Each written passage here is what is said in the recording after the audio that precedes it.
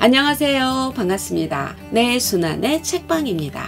오늘 소개할 책은 부동산 카페를 비롯 각종 커뮤니티에서 크게 화제가 되어 30일 만에 조회수 1000만을 기록해 주요 언론 톱기사를 장식한 책입니다. 강제 은퇴와 월급 노예에 처한 직장인들의 실태, 있는 자와 없는 자로 전국을 양분화한 대한민국 부동산에 얽힌 이야기를 김 부장, 송 과장, 정대리, 권사원 등의 생생한 캐릭터를 통해 적나라한 팩션 형태로 풀어내어 2021년판 미생, 코인끝 중독이란 별명을 얻은 책인데요.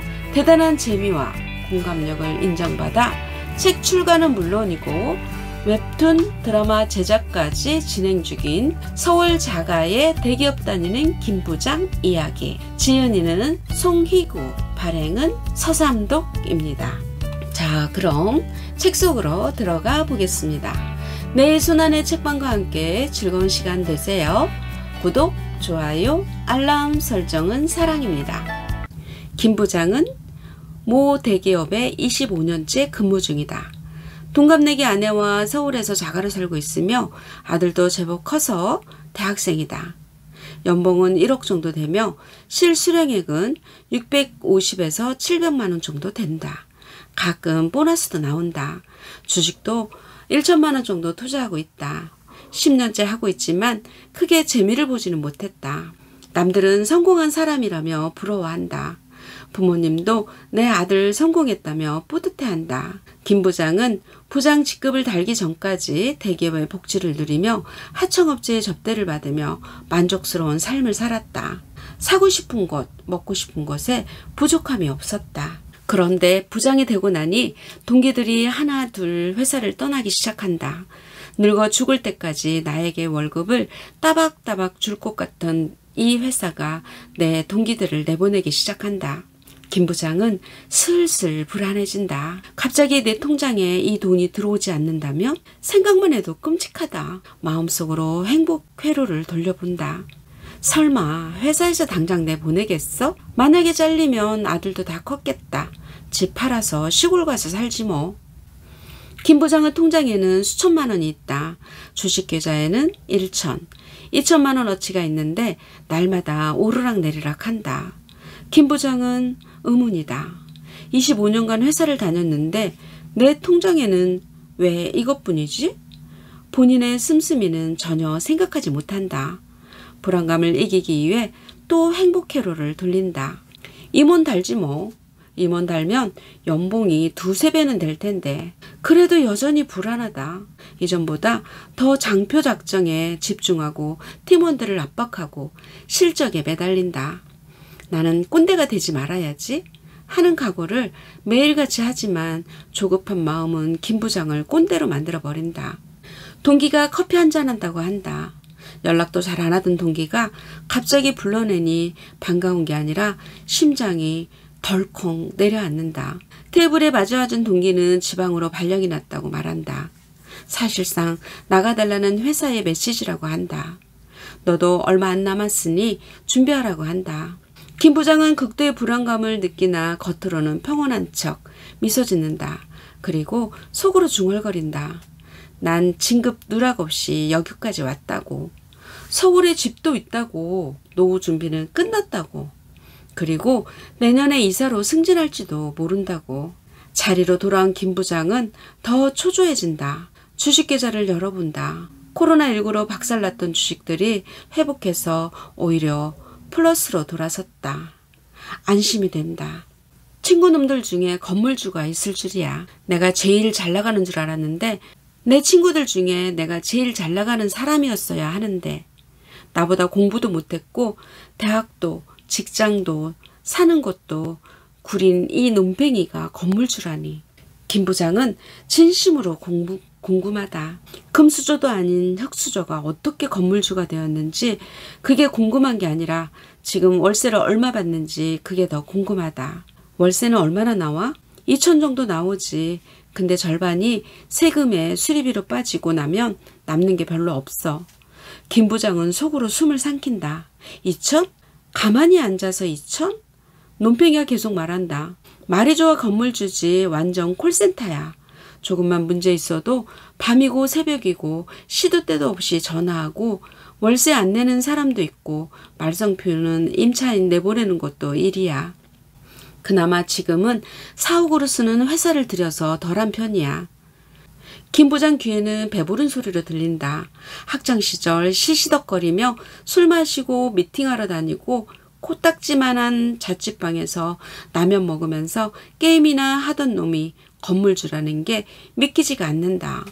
김 부장은 건물주라 하면 불로소득, 악덕 임대업자, 금수저가 떠오른다. 저 논팽이 혹시 금수저였나? 아니다. 고등학교 때 논팽이 집에 놀러 간 적이 있는데 부잣집은 아니었다.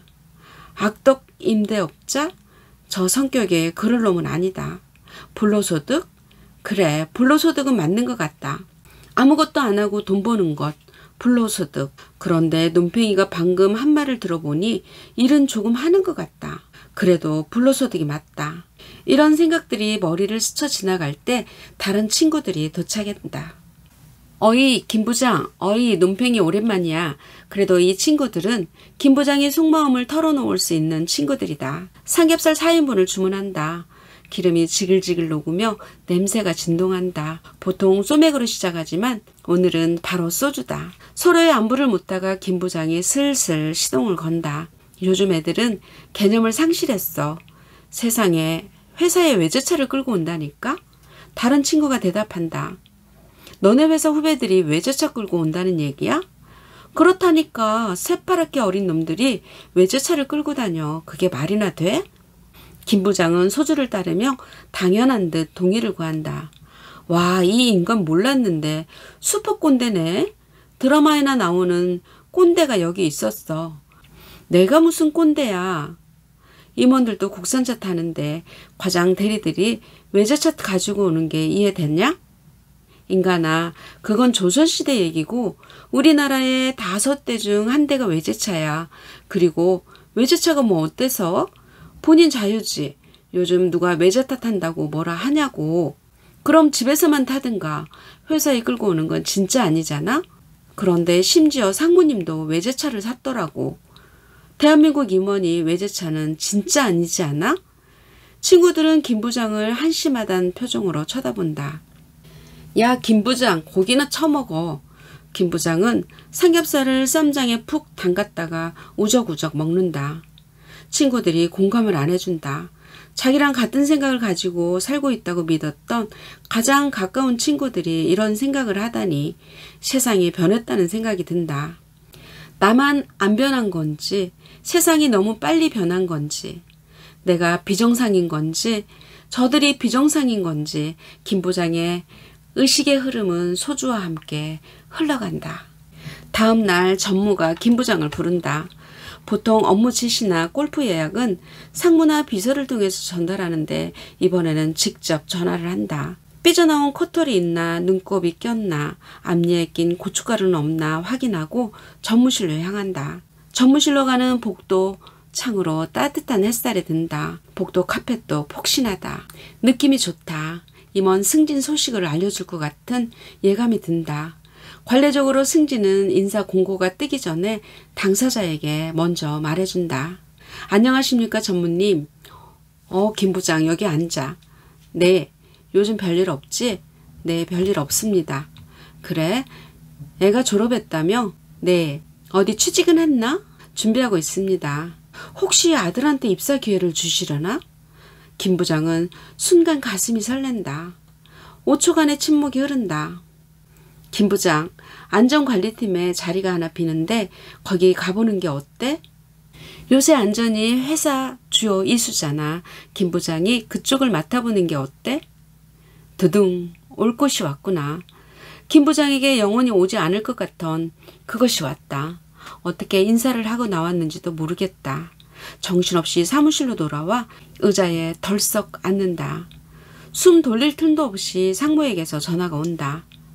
김 부장, 오늘 한잔해. 안전관리? 안전관리팀이라고? 안전관리팀이 중요한 팀인지 생각해본다. 이게 절호의 기회인지 정리해고의 수준인지 따져본다. 어떻게든 좋은 쪽으로 생각해야 마음이 편하다. 미래의 이사, 상무, 전무를 거쳐 부사장이 될 내가 이렇게 내쳐진다는 것은 있을 수 없는 일이다. 그래, 공장 시스템 배우고 공장장 하다가 다시 본사로 오라는 뜻이구나. 실제로 그런 사례가 있었다.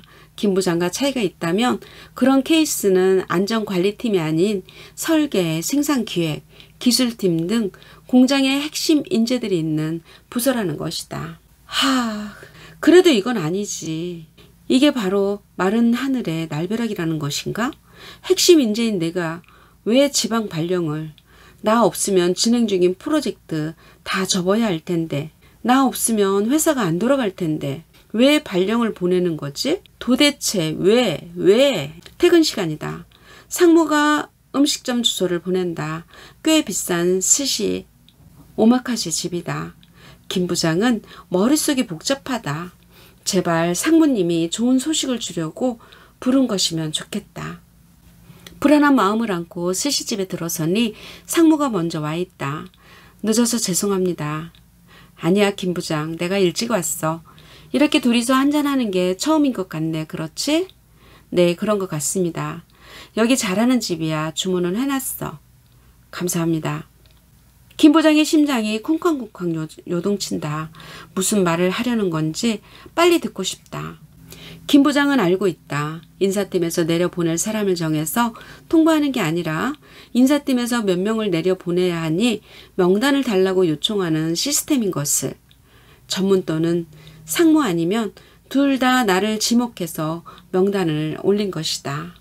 초밥이 하나씩 나온다. 맛을 느낄 새도 없이 목으로 넘긴다. 이 맛있는 초밥을 이런 기분으로 불편한 상황에 먹어야 하는 것이 싫다. 김 부장은 다 좋게 풀릴 거라고 자기를 위로해보지만 냉정한 이성은 정리해고 수준이라는 것을 알고 있다. 사케가 계속 들어가고 상무와 김 부장은 슬슬 취한다. 상무님, 그럼 지금 제 자리에는 누가 갑니까? 좀 있으면 알게 되겠지만 최 부장이 갈 거야. 최 부장이요? 김 부장이 흥분한다. 독한 사케가 그 흥분감을 더한다. 김 부장의 목소리 톤이 높아진다. 최 부장은 제가 하던 업무 못해요. 상무님, 저 없으면 안 돌아가요. 김 부장, 그게 자네의 문제야. 네? 상무님의 속마음이 나온다. 회사 생활에서 가장 중요한 게 뭔 줄 알아? 공감과 협업이야. 본인이 아무리 잘났어도 공감도 못하고 협업을 할 줄 모르면 조직원으로서는 적합하지 않아. 선후배들, 옆팀, 다른 사업부와 함께 시너지를 내는 게 조직에서는 중요한데 말이야. 자네는. 상무님이 말을 잇지 못하고 사케를 들이킨다. 김 부장 눈이 동그래진다. 괜찮습니다. 말씀해 주십시오. 자네는 너무 눈과 귀를 닫고 있어. 많이 보고 많이 듣고 그리고 그것들을 열린 마음으로 받아들이는 게 중요해. 스스로 후배나 선배들 얘기를 잘 듣는지 한번 생각해봐. 조직이라는 건 잘 어우러진 샐러드 같아야 해. 샐러드에다가 콜라를 뿌리면 어떻게 되겠나? 콜라 맛 때문에 샐러드가 엉망이 되겠지. 김 부장 자네가 콜라라는 생각은 해본 적 없나? 5톤 트럭이 김 부장을 꽝 하고 들이받은 기분이다. 지금까지 누구도 이런 말을 해준 적이 없다.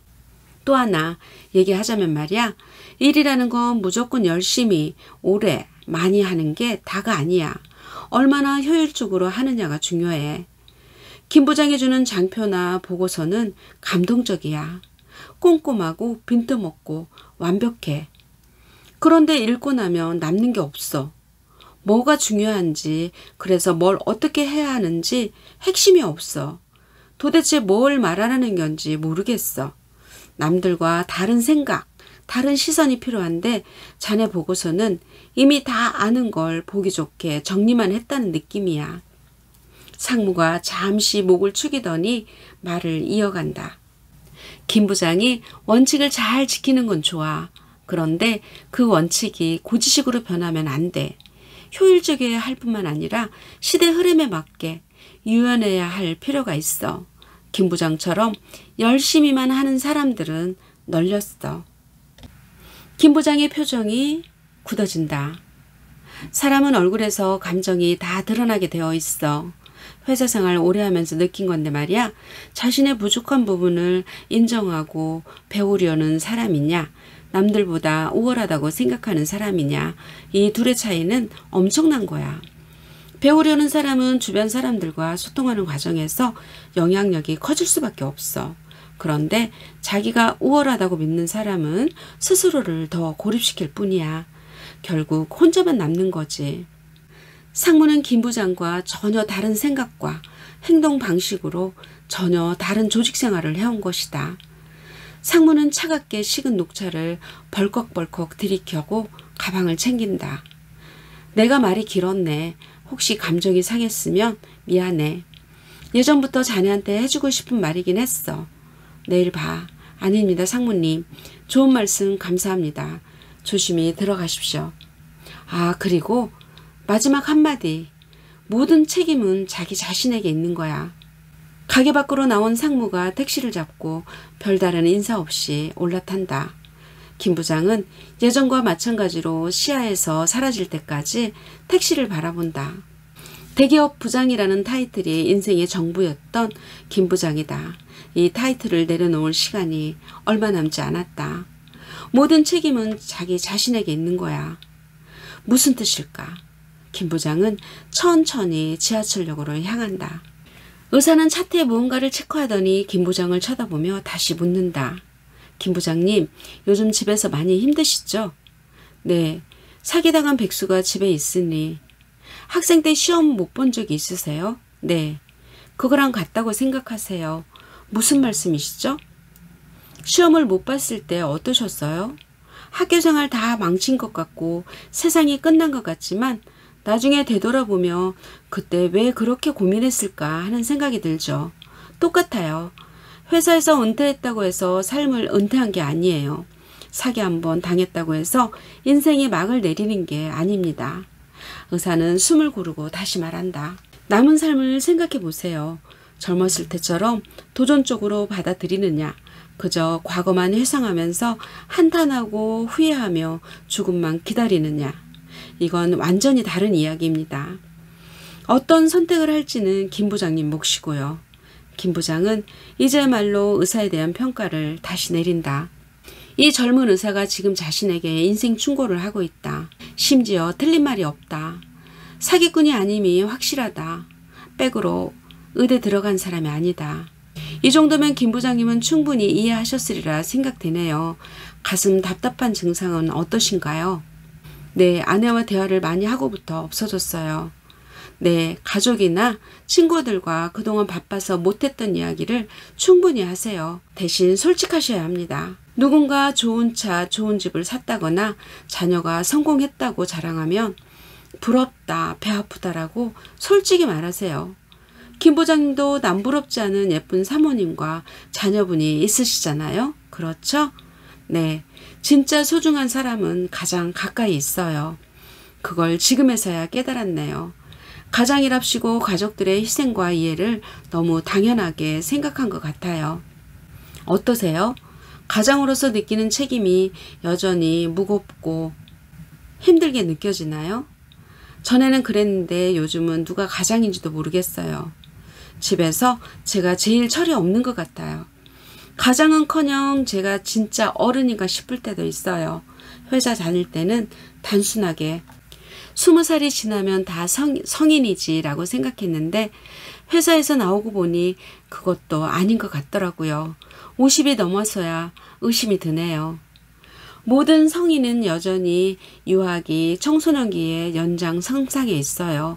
각각의 시기가 따로 떨어져 있는 게 아니라 하나의 선으로 연결되어 있어요. 어릴 때 친구를 만나면 그 시절 기분으로 돌아가는 게 다 하나의 선으로 연결되어 있기 때문이에요. 부모님에게 어릴 적 받지 못했던 인정과 공감이 성인이 되어서도 여전히 인간관계에 강하게 투사되고 그런 부분이 같이 일하는 동료들이나 자녀에게 그대로 전달되는 경우가 많습니다. 김 부장님도 마찬가지고요. 무슨 말씀 하시는지 이제 좀 이해가 갑니다. 회사나 집에서의 제 모습을 돌이켜보니 왜 그렇게 살아왔는지, 저의 본성이 어떤지, 제가 고쳐야 할 것이 뭔지 조금씩 알 것 같아요. 김 부장의 눈시울이 살짝 뜨거워진다. 김 부장은 자신에 대해 더 많이 알게 된 것 같다. 자신의 문제를 인정할 수 있게 되었다. 시작일 뿐이지만 말이다. 김 부장은 무엇이 잘못되었는지 차근차근 따져본다. 남과 나를 비교함으로써 나의 사회적 지위를 확인했다. 그 지위를 통해서 나와 타인의 존엄성과 가치를 판단했다. 성공의 기준을 멋대로 세워놓고 자아 노출에 빠져 우월감에 젖어 있었다. 내가 갖지 못한 것을 남이 가졌을 때 용납하지 못했다. 질투심을 원망과 적대감으로 확장했다. 업무의 목적, 결과, 과정보다는 나에 대한 관심과 평판이 더 중요했다. 그로 인해 구시대적이고 편협한 아집과 선입견을 팀원과 동료들에게 강요했다. 내 감정에 솔직한 적이 한 번도 없었다. 나 스스로를 성찰해 본 적도 없었다. 무엇이 진짜 중요한지 고민해 보지 않았다.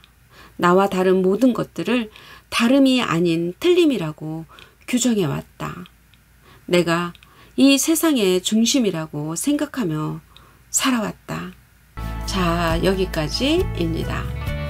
김 부장은 50 중반을 넘어 예순이 다 되어서야 알게 됩니다.